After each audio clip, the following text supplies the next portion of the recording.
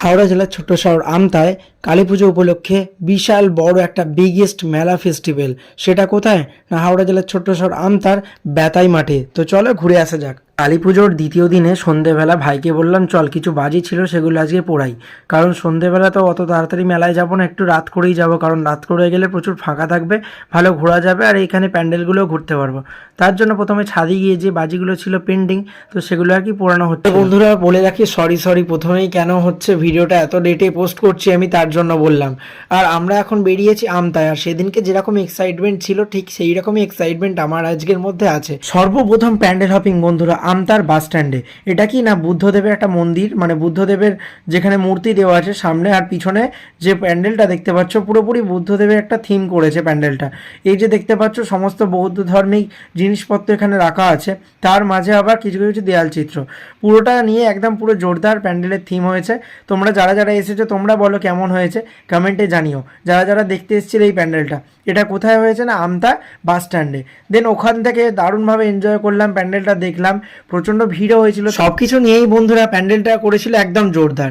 দেন তারপরে ভাই আর আমি বেরিয়ে পড়লাম আর একটা প্যান্ডেল হপিংয়ের জন্য, সেটা হচ্ছে আমতা চাঁদনি। এটা হচ্ছে ঠিক একদম আমতা বাস স্ট্যান্ডের পিছন দিকে।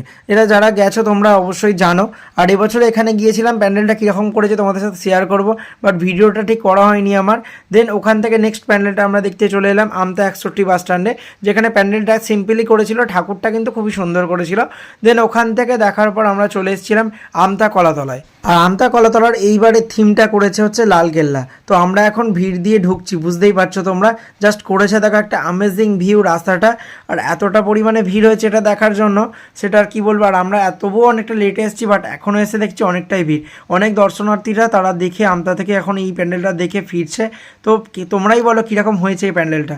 একটা ইউনিক টাইপের স্টাইলটা করেছে, লাইটিংয়ের জন্য আরও সুন্দর লাগছে প্যান্ডেলটা, তাই তো। সামনে আছে গনুদাদার একটা হাতি, দেখতে পাচ্ছ গনুদাদার সামনে আছে বড় হাতি, মানে হাতির গাড়িতে গনুদাদা চেপে যাচ্ছে এরকম ব্যাপার, পুরো একদম জোরদার। আর এটা লালকেল্লাই তো, ঠিক বললাম তো? তোমরা একটু বলে দিও। প্যান্ডেলটা তোমাদেরকে দেখালাম, এবার চলো যাওয়া যাক ভিতরে মায়ের দর্শন করার জন্য। তো চলো সকলে মিলে যাই এখন মায়ের দর্শন করতে, আর তোমাদেরকেও দেখাবো ভিতরে কীরকম কারুকার্য করেছে প্যান্ডেলে। আর পিছন দিকে লাইটিংয়ের আকারগুলো দেখো কীরকম হচ্ছে, এই লাইটিংগুলো পুরো আমার বাড়ির থেকেও একদম শো করছে, জাস্ট দারুণ লাগছে।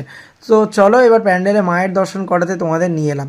এই যে দেখো কি সুন্দর করেছে প্যান্ডেলটা ভিতরে, আর এই যে দেখতে পাচ্ছ মা স্বয়ং আমাদের সামনে দাঁড়িয়ে আছে। তো মাকে প্রণাম করে এবার আমরা চলে এলাম নেক্সট প্যান্ডেলটায়, এটা হচ্ছে আমতা গগন মোড়ে।